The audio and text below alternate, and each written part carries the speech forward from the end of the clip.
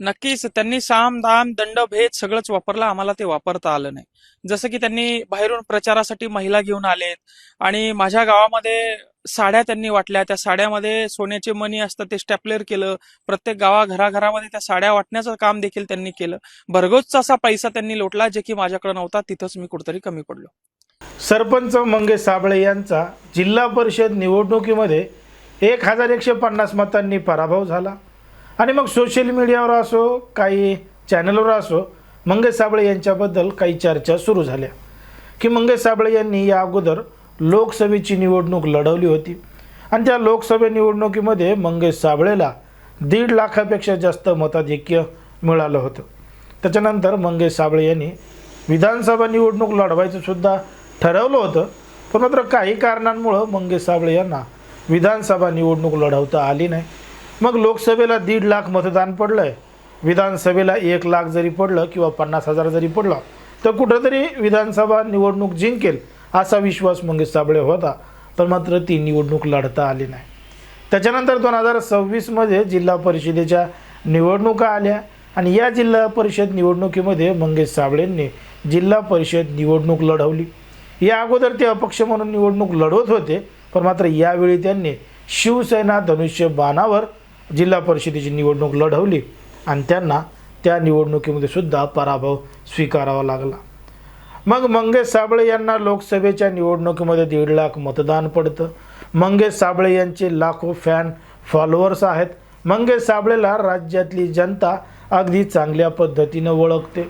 मग साधी जिल्हा परिषद सर्कलमधली जनता मंगेश साबळेला ओळखत नाही का? मंगेश साबळेचा पराभव नेमका का झाला, कशामुळं झाला, आजूबाजूच्या गावकऱ्यांनी मंगेश साबळेला पाठिंबा का दिला नाही, अशा सुद्धा चर्चा मोठ्या प्रमाणात सुरू झाल्या. पण मात्र या सगळ्या चर्चावर बोलत असताना स्वतः मंगेश साबळे यांनी काय सांगितलंय बघा हा व्हिडिओ. त्याचं कारण असं आहे की जे लोकसभेला माझ्यासमोर उमेदवार होते तेच जिल्हा परिषदला माझ्यासाठी कामाला लागले होते, मला पाडण्यासाठी कामाला लागले होते. साम दाम दंड भेद त्यांच्याबरोबर फुलंब्रीचे आमदार अनुराधाताई चव्हाण हे देखील त्यांच्यामध्ये सामील होते. यांना सगळ्यांना माहित होतं की हे पोरगं निवडून आलं तर पुढं काहीतरी मोठं काम करून दाखवेल आणि आपलं नाम नाहीसं करेल, म्हणून यांनी सगळ्यांनी ताकद लावून मला पाडण्यासाठी प्रयत्न केले. नक्कीच त्यांनी साम दाम दंड भेद सगळंच वापरलं, आम्हाला ते वापरता आलं नाही. जसं की त्यांनी बाहेरून प्रचारासाठी महिला घेऊन आलेत आणि माझ्या गावामध्ये साड्या त्यांनी वाटल्या. त्या साड्यामध्ये सोन्याचे मणी असतात ते स्टॅपलर केलं. प्रत्येक घराघरामध्ये त्या साड्या वाटण्याचं काम देखील त्यांनी केलं. भरघोसचा असा पैसा त्यांनी लोटला जे की माझ्याकडे नव्हता. तिथंच मी कुठेतरी कमी पडलो. ऐकलं मंगेश साबळे यांनी काय सांगितलं? मंगेश साबळेला पाडण्यासाठी पुढच्या उमेदवारानं त्या ठिकाणी महिलांना साड्या वाटल्या. त्या साड्यांमध्ये सोन्याचे मणी होते असं थेट मंगेश साबळे यांनी सांगितलेलं आहे.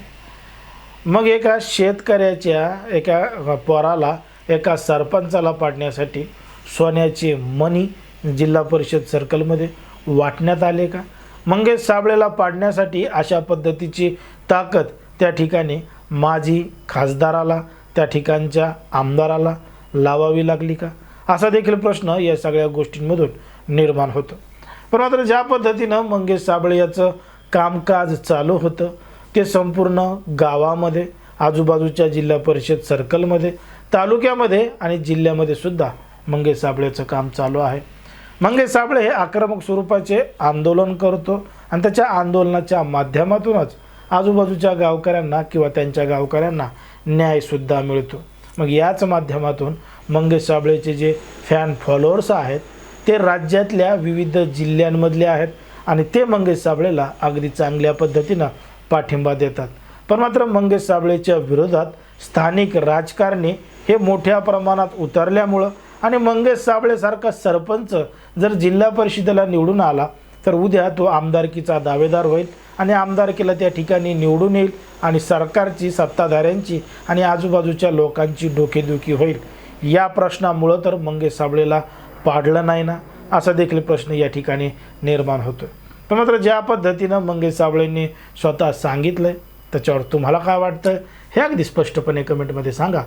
आणि अशाच पद्धतीचे नवनवीन व्हिडिओ पाहण्यासाठी आपल्या चॅनलला लगेच सबस्क्राईब करायला सुद्धा विसरू नका.